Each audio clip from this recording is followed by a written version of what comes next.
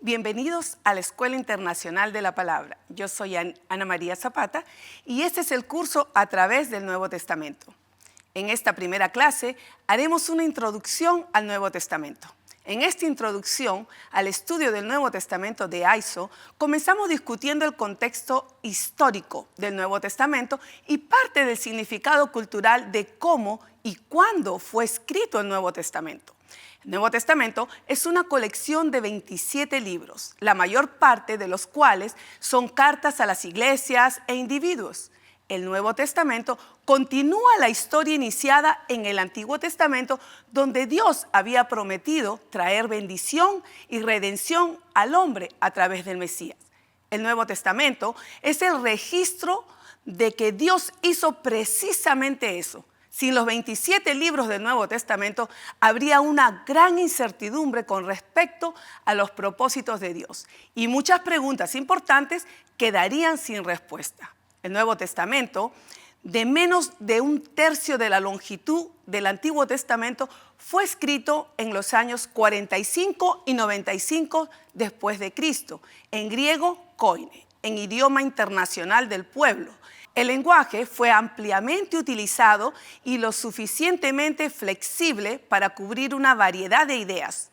A medida que estos libros fueron copiados y distribuidos por todo el Imperio Romano, finalmente se colocaron en un orden estandarizado, más lógico que cronológico. En el cuadro que tienen en sus notas pueden ver una comparación de los dos testamentos.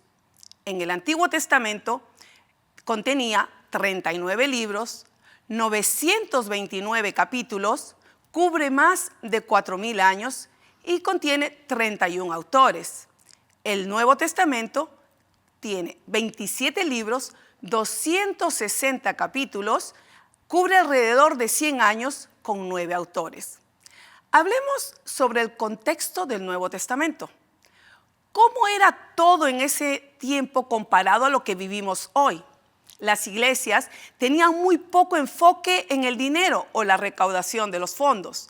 Los edificios de las iglesias eran en su mayoría hogares de creyentes en un área local y no estaban divididos en congregaciones o denominaciones. Todos los creyentes en un área serían simplemente la iglesia de esa región. Comenzaron a desarrollarse diferentes definiciones de gobierno de la iglesia. Comparamos la iglesia en el principio del libro de los Hechos con Primera de Timoteo.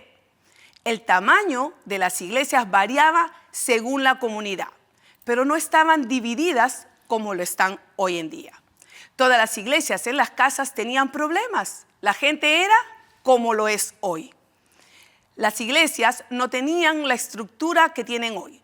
Durante la redacción del Nuevo Testamento, posiciones como el anciano, el diácono, eran ideas nuevas. Los pastores no eran los líderes centralizados de la misma manera que lo son en muchas iglesias hoy. Veamos el contexto de Jesús en la comunidad farisaica. Shammai e Eliel eran dos rabinos al mando de la tradición judía que representaban a dos escuelas de pensamiento famosas por sus disputas en la ley judía. Vemos la ruptura de Jesús con la tradición judía.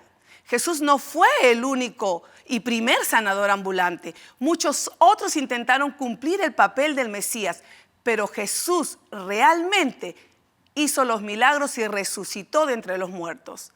Los fariseos habían añadido 613 reglas, las leyes, para complementar los mandamientos. Este era el nivel de legalismo de la comunidad judía en ese momento. Veamos la importancia de Pablo como apóstol. Tiene nuevas revelaciones, habla sobre la gracia, habla sobre el rapto, enfoca su ministerio en los gentiles. Pablo sufrió mucho por su ministerio.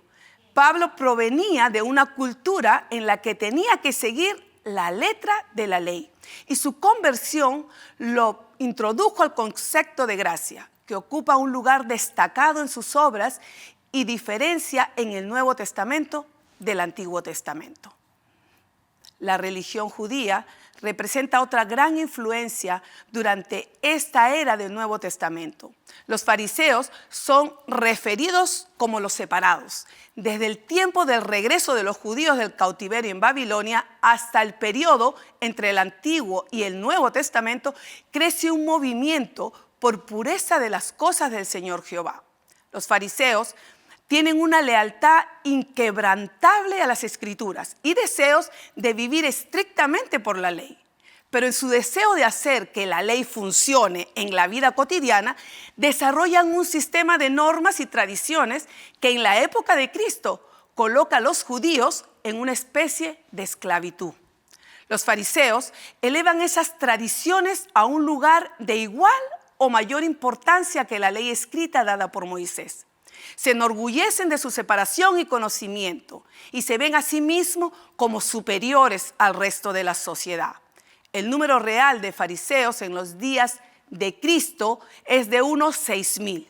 No son un grupo muy grande, pero aún así ejercen un poder tremendo en Israel porque cuentan con el apoyo de la gente.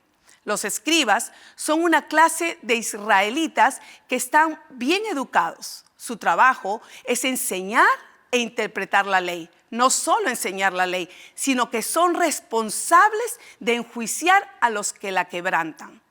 La gran mayoría de los escribas pertenecen al partido de los fariseos.